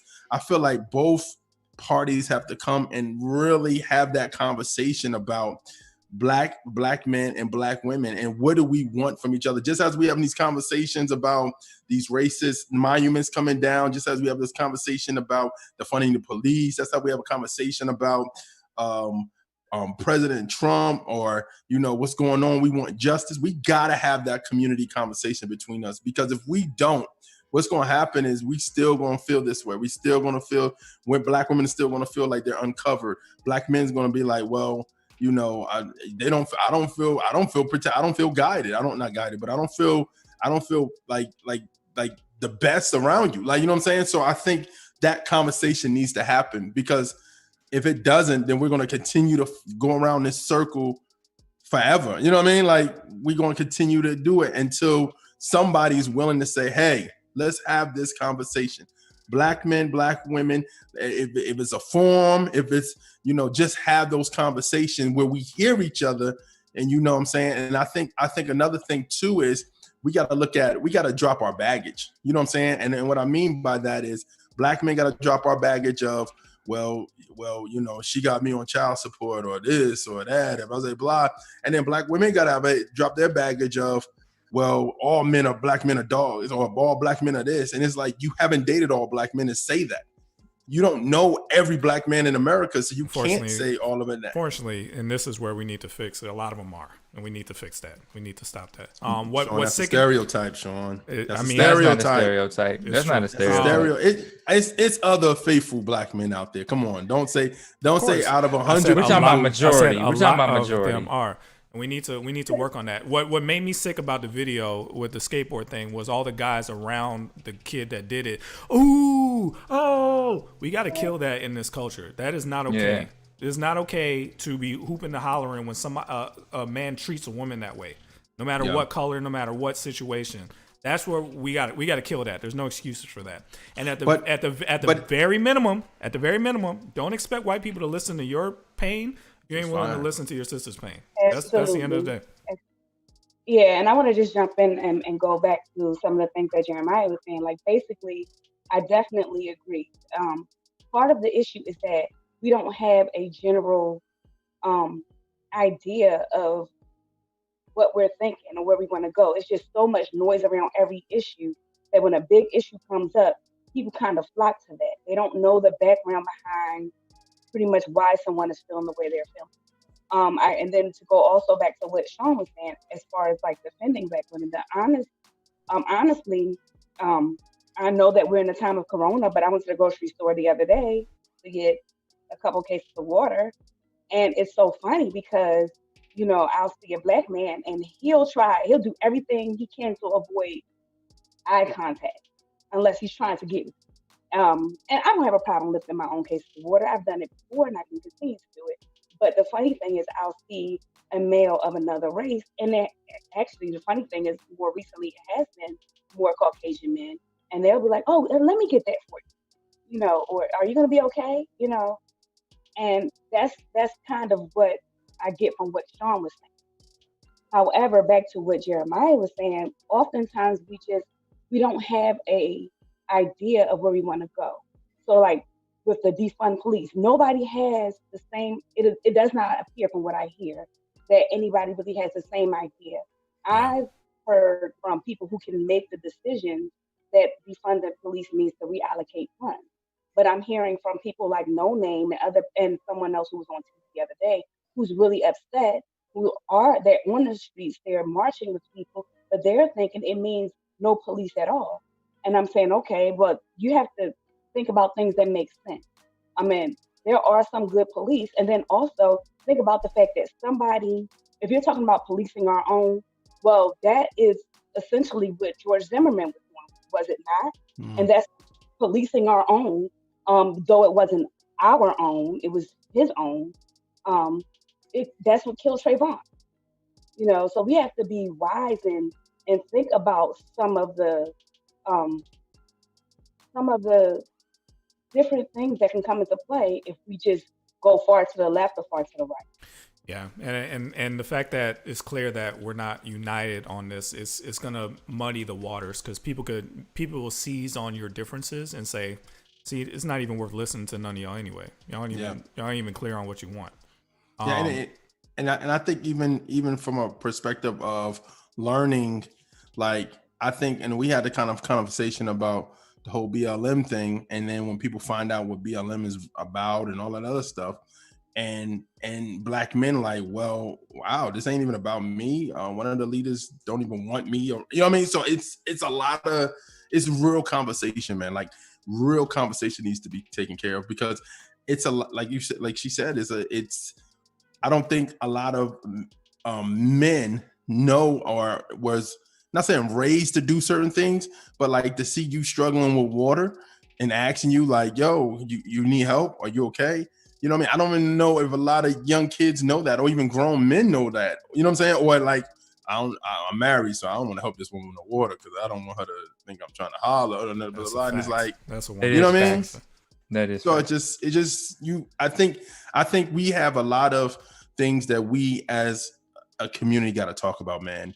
And I really think that, because I feel like, a lot of us come from, and I mean, I say probably more me than, well, maybe Ryan too, but just coming from single parent homes, when a woman is teaching you stuff and you're trying to learn stuff, but some stuff where a man should teach you. Like, I know my father taught me how to respect elder people, because when he was like, if somebody's older than you, you need to say Mr. and Mrs. You know what I'm saying? So that's one of those things where, like, helping a woman out or open a door for women, or if you don't see that growing up, you just see your mom, or she may say something that you grab to, you go to. It's like, you don't know how to treat a woman.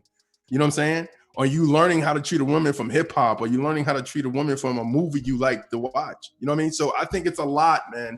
It's a lot in our community that we keep sweeping under the rug because we don't want to deal with it, versus constantly just saying like, we gotta get, the white folks gotta respect us and all this other stuff, which is great and which is true. But at the same time, we as a community have to have those conversations and deal with them. So do you not agree with this, Ryan? Do you not agree that men need to look inward and watch how we're treating our sisters? Oh yeah, definitely. I just think it's a sin problem all the way around.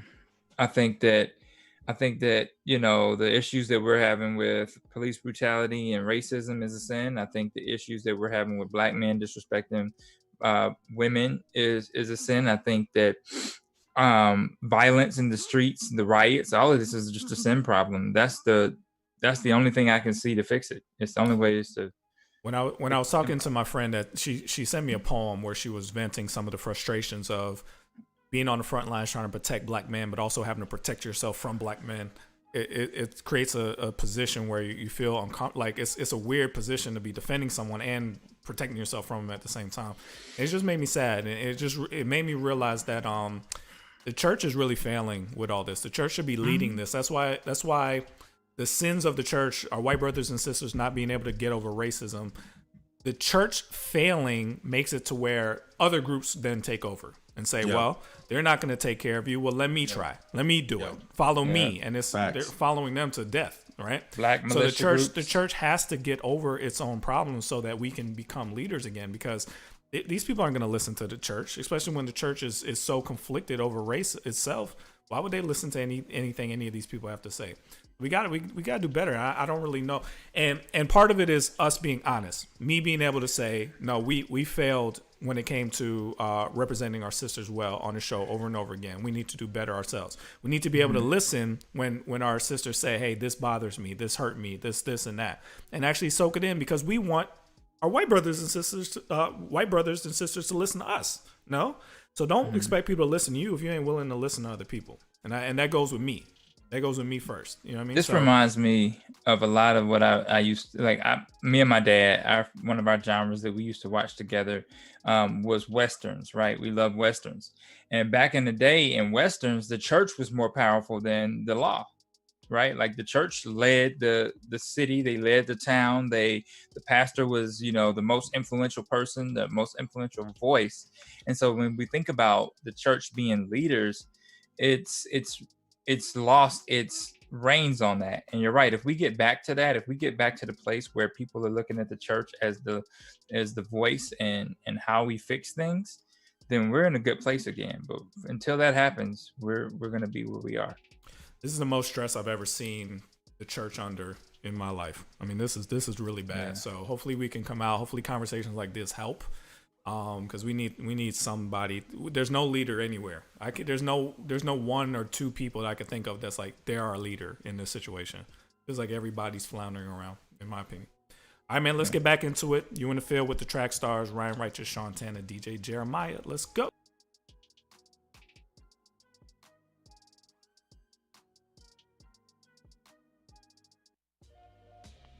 Hey guys, this is Miracle from TRACKSTARZ. I wanted to make sure you all know all about the official TRACKSTARZ universe. If you'd like a free TRACKSTARZ t-shirt, free merch, discounts, exclusive content, and direct access to your favorite radio hosts, then this is for you. Make sure to check out trackstars.com/official. Again, that's trackstars.com/official. You're in the field with the track stars, running with the track stars. Tracking with the track stars. In the track stars universe. Ooh, stay on track with us. Y'all know what time it is. Ryan Righteous, DJ Jeremiah, Sean Tanner.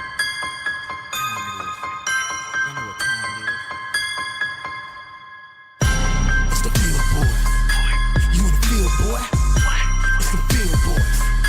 You in the fit, boy. You tuned in and locked. Track stars. We beating on your block. Track stars, yeah. I'm repping the most high king like mama, I made it. Track star bringing the real, you love it to hate it. Line for line with the kingdom, the second to fade it. What's happening? This your man Brinson, God Chasers Entertainment. Buckle your seatbelts for line. Vote Christian though. Yeah. Yeah, back in the field with the Track Stars, Ryan Righteous, Sean Tanner, DJ Jeremiah. What's good? All right. Make sure that you are going to the TrackSTARZ website and downloading the app so that you can also get the podcast, not just TrackSTARZ podcast, but so many others, the TrackSTARZ podcast network. Do it today. Download the app and join the TrackSTARZ podcast network. All right. All right, man. It's Line for Line Showdown 37. This is Line for Line Showdown is basically independent artists that we put up against mainstream artists that are going that are popping right now, and songs that are out right now, and some songs that are known by the artist, or the artist is a popular artist. So the views and opinions of the Track Stars and the Track Stars universe are not the views and opinions of the artist, the label, producer, and others. If you feel offended by this, please press stop now. If you never heard of the mainstream artists and think about checking them out, man, please press that stop button. Try not to do the same artist over and over and over. If you are a person who only listens to Christian artists, this ain't your cup of tea, man. We got you, man. We understand. We do noteworthy topics, interviews you go check out. We're not copying any battle formats. We've been doing this since the 2000s. These artists are not the Christian version of anybody. It's just a bit. All right, man. So we're going to get this thing started right now. We're going to start it off with Chance the Rapper. This is called Slide Around. Round one, let's go. I still got hoop dreams. I got mood swings. I could do things, and a plain white tee and some blue jeans. Introducing my little boo thing. She gon' stick with thicker thin, that's a mood ring. Everybody eats, you just don't keep receipts. I'ma just press delete. Always in toes like feet. Give me some built-in cleats. You don't need help like Keats. You don't need help like me. Seeks, brought on my back like beach. My fam like me. Steady keep growing like chia. Bringing my sin to the. All right, that was Chance the Rapper. Slide around. This is K Rich. I Can Only Be Me.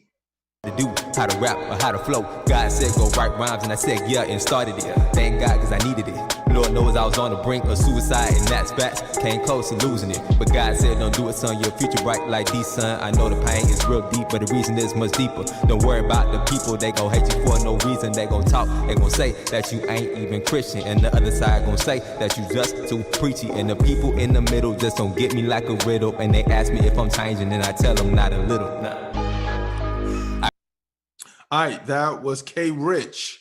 I Can Only Be Me. Chance the Rapper. Slide around. Who y'all going with? Joseph King said, does this mean round one will go to the Christian rapper?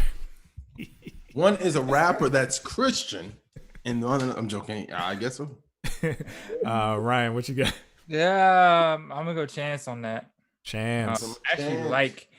Actually like K Rich. His voice, he kind of sound like 3 Stacks a little bit. Just he sounds like 3 Stacks. But I imagine that when he gets his stuff mixed and mastered, I can hear echo on the back of that. I don't know if y'all can hear that. But when he gets his stuff mixed and mastered, it'll be nice. Michelle. I gotta go Chance on that one. The beat had me. Yeah, I think K Rich was good. It had an echo in the room. So that would have helped. I think Chance is just sounded a little bit better to me. So I got Chance. Jeremiah. I am going with K Rich. Hey Rich, you like that song better? Yeah, I mean, I think I like the bounce of it.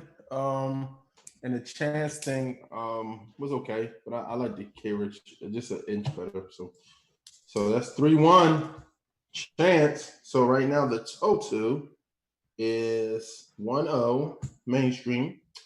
So we're gonna start off with this is round 2. We're gonna start off with Dre Breeze, the Godson, Porch. Here we go. Jumping off the porch, we was outside, yeah. I hit the block, we had to hide, yeah. Watch my back, you know we gon' slide, yeah. Stick at my lap, I gotta ride, yeah. Mama told me, what you gon' do just to be a man, yeah. Mama told me, just watch your back, cause they not your friend, yeah. Mama told me, it's just some things you don't understand, yeah. Mama told me, what you gon' do just to be a man, yeah. All right, that was Dre Breeze, the Godson, Porch. This is the baby Rockstar. Gave me nothing. I'm ready to hop out on the new. Get the bus. Know you heard me say you play, you late. Don't make me push the butt. Full of pain. Dropped enough tears to fill up a fuck. Going for buggers. I bought a chopper. I got a big drum to hold 100. Going for nothing. I'm ready to air it out on all these niggas. I can see I'm running. Just talking to my mom. She hit me on FaceTime just to check up on me and my brother. I'm really the baby. She know that the youngest son was always guaranteed to get the money. Okay, let's go. She know that the baby boy was always guaranteed to get the loot. She know what I do. She know if I run from it, I'ma pull it out and shoot. PTSD. I'm always waking up a cold sweats like I got the flu. My daughter the G. She saw me killing in front of her before the age of 2. All right, that was the baby Rockstar versus Dre Breeze, the Godson, Porch. Who y'all Ryan. going Rockstar. Really? with? The Yeah. baby. Really? Yes, your face didn't squinch up when he started rapping fast. You was trying to figure out what he was saying? No, actually, I like his flow pattern on a lot of the stuff he does. It's just because it's different. It reminds me of like Luke the Shocker? yeah. baby, Yes, not actually, stop. yes. No, That I he's never not. thought about Stop. it like that. But yes. Yeah. Nah, man, he's not. He's better than Silk the Shocker. What you got, Yeah. Michelle? I'm going with Dre Breeze. I got Dre Breeze. This is way better. Way better. What you got, Jeremiah? The baby. It's crazy. I just don't like saying his name. Y'all are The crazy. baby. It's 2-2. So it's up to y'all online. It's up to y'all online. Dre Breeze, the song was way better. What is wrong with y'all? Makes me feel The baby is the truth, man. He that man right now. It's terrible. Dre Breeze online. But really, the baby only has one flow pattern. I really don't hear him switch it up that often. So, all right. So that's 1-1. Dre Breeze won that round, so it's 1-1. We're going into round three. Round three, we're gonna start off with YB and Corday. We gonna make it. Here we go. Know you got 3 daughters, could use some resources. Nah, we just need order. I got my own bad news. A reporter. Niggas ain't even safe, they wanna deport us. I'd rather keep us boxed in on the street corners. If you gon' stop and frisk this shit and at least warn us. My dog's still on probation, they got a leash on us. Far from stupid, in fact, I'm smarter than Harvard students. Spark the movement and put an end to this garbage music. Got me thinking like this can't be life. Stupid inside voted for the Antichrist. All right, that's YB and Corday. We're gonna make it. This is GT Conscience. Here we go. Toys, tuning out the white noise, static and sporadic. Lost my voice like Zechariah, Hezekiah, Nehemiah. Shouts out to Joshua, apostles it. Thought they be stopping ya. Watch you part the Red Sea like they was Pharaoh. Grew up dreaming of Cadillacs, Camaros. Soar on the wings and I fly like an eagle. Used to be like a sparrow. I know you seem angry, but God, could you spare though? Your son hung on some wood like he was a scarecrow. I know that I should acknowledge. All right, that was GT Conscience versus YB and Corday. We gonna make it. Who y'all going with? I'm gonna go number 2. GT. Michelle. Might be a little bit of thought nostalgia here, but I think I'm going with was it YB and Corday? Yeah. It just gave me that old school, well, it's old school now. But Rockefeller, this can't be life feel. So. Yeah, it did. I think he sampled that. Michelle, He you got a did. good ear. Help me Got out. a good ear. Is this the same verse he has on the Her song? It sounds almost the same. The Lord is know. Coming song. Anyway, YB and Corday killed it, but I thought what's his name? GT Conscious. He was right there with him. I'm gonna toss it. Toss, yeah. I was gonna use my toss here, but I don't know if I want to give it up this early. So I'll give it to that's a hard one. I will say GT by a hair, by the hair of his chinny chin chin. What's that? So 2-1 GT. GT online. GT online. So yeah. So he pulled it out. Good job, man. That So was it's close. 2. That was good. Yeah, it was. That was a close one. It's 2-1 going to round 4. And in round 4, we're gonna start off with and EA North. It's called Rain. Here we go. Young point guard like Nash. Had to put it all on the pass. God put me in for the bench. Man used to sleep on the bench. Now I got gold in my chest. God put his gold in my chest. I don't need ice, don't flex. I'm trying to burn my flesh. I'm trying to burn my sin. I'm trying to walk on the sea. I'm trying to walk on the wind. Psalms 42, 43. Yeah. Shoot like Steph with the 3. Pray like Steph on my knees. Pray like Steph on my knees. Devil can't block my blessings.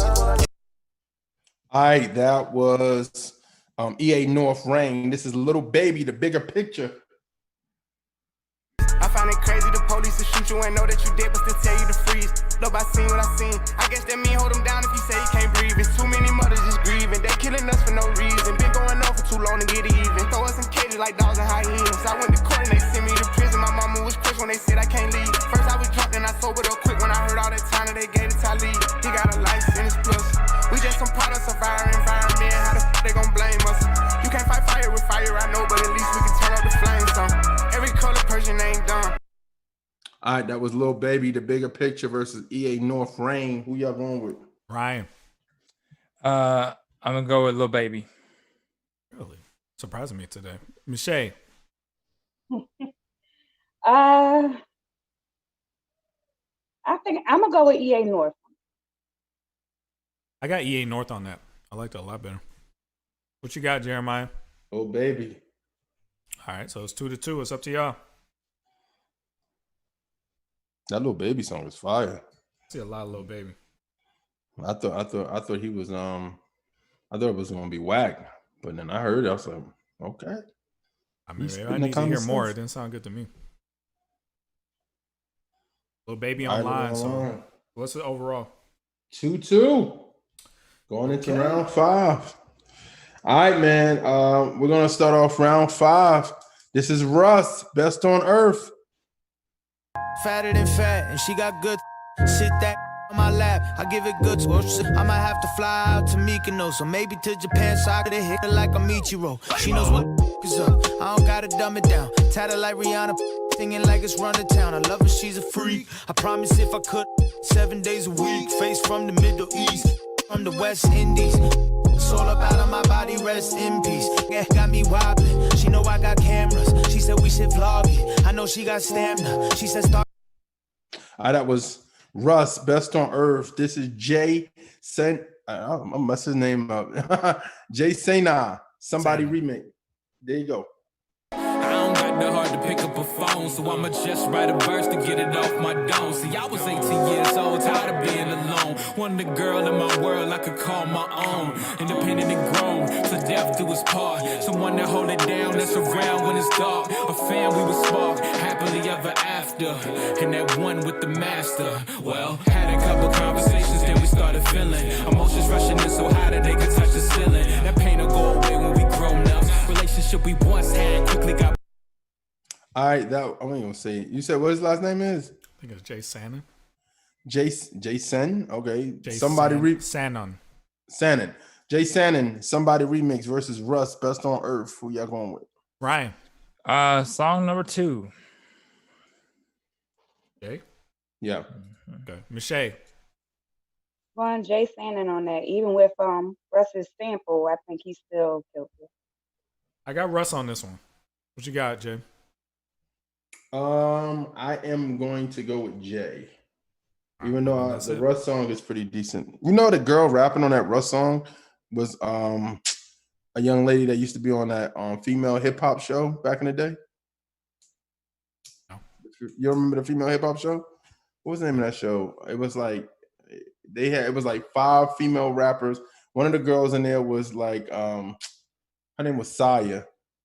And they was living like together and everything and stuff, and it was trying to help them build up. It was a good show, but the girl rapping on it is from that show. But yeah, but it's Jay online, so that is 4-1, but it really matters. So now the score is 3-2 going into the round 6. So round 6, we're gonna start off with this Lamar Riddick, Cray. Here we go. Got me a squad. I kept the 1K, but the path was still hard. He got it on lock. I know that I'm blessed cause my picture is stars. I put it on God. The moment you trip, they will look at you odd. We all that we got. I'm building my block like my first name was Bob. I'm in West Virginia where they rehab, then they overdose. Had too many friends, missed a shot because of bullet holes. Then we had them boys come get at you like you blow your nose. Went to so many funerals, I'm running out of church clothes. I don't do this for M's. My light don't get dim, see I'm writing these hymns. All right, that was Lamar Riddick, Cray versus Joyner Lucas, Will. I feel like I'm dreaming, he truly a blessing, I'm really elated. I pray that he grow up like Willow with Jaden, I know that he will. I hope he look up to me like we used to look up to Phil. I know that it's real. I lay a brick at a time for something I know I can build. I learned it from Will. I know ain't nothing gonna set us back. You take it from me, I get it back. Me and my homies forever strapped. We roll up on them like Men in Black. I blow your chest to your head and back. I think I done made a mess. I'm in Cali with a vest. That's the Wild Wild West. I told my homies I'm good with the labels. I don't need to sign the dots. They must not know me. They cannot. That was Joyner Lucas, Will versus Lamar Riddick, Cray. Honestly, if y'all don't catch this, Joyner Lucas is talking about Will Smith and Lamar Riddick is talking about Lecrae. Did he do this as a response to the Will song? I don't know, but I'm sure it is heavily influenced. Okay, I'll wait. Go ahead, Ryan. Yeah, I'm going Lamar Riddick, man. I love that dude. He's good. All right, Michelle. I'm going Lamar Riddick as well. I didn't know anything about Lamar's song. He sounded good, but it did make me think of the Will song. So I didn't know that was coming up next. It's the same flow pattern, so it must be like an homage to it. No? Yeah. I think so. So I'm gonna go Will just because I just thought that it was just creative. So when you take from that, I have to give props to the person who started it. So I got Joyner. Facts, Sean. I got Will. All right, so that's 2-2. It's up to y'all. All right, 2-2. We can go to round 7, or decides it's y'all decided. Is it a tie or what it is? We'll see. Lamar Riddick joint was fire too. He did some dope and stuff. He killed it. But like you said, it's almost like you got to. I didn't know it was an homage, so I was like, man, this is the same flow pattern as that Will song. So I don't know if that takes away points or not, but just because Joyner, if it did indeed come first, I think Joyner's take on it was original. Going to round 7. Joyner Lucas won that round. We're going to round 7 in the after party. So if you don't know, we started after party. So if you're an official Universe member, go in there. You'll see the link for the Zoom. We'll jump over there in a second. Thank you guys for hanging out with us today. We appreciate you. Michelle, thank you for coming. Yay. Thank you, Michelle. For having me. The funny thing about that Joyner Lucas is it reminds me of when I was there, but I didn't want to get fooled by myself. When you were where? At the studio. When I came there, we did going on. Right. Yeah. So again, thank you guys for following us. Join the official Universe. You could do it for free. You get a free T-shirt. You could cancel anytime. So sign up for the official Universe. You could jump in there with us right now, and we'll be doing these after parties more. It won't be every week, but we'll announce it. We've got some cool ideas for you guys. Really, really cool ideas. So we're always trying to make this thing better. So thank you guys for supporting us. We appreciate you. Doing round 7 in a couple minutes, so jump in there if you want to get in there now. If you don't want to actually be in the Zoom, you just want to watch, it'll be live on the Facebook, official Facebook group. All right. Thank you guys. You in the field with the Track Stars, Ryan Righteous, Sean Tanner, DJ Jeremiah. Let's go. Now, I'm in the field with TRACKSTARZ right now. I had a blessed time. Hopefully, you guys are listening. If you're not, then you're losing.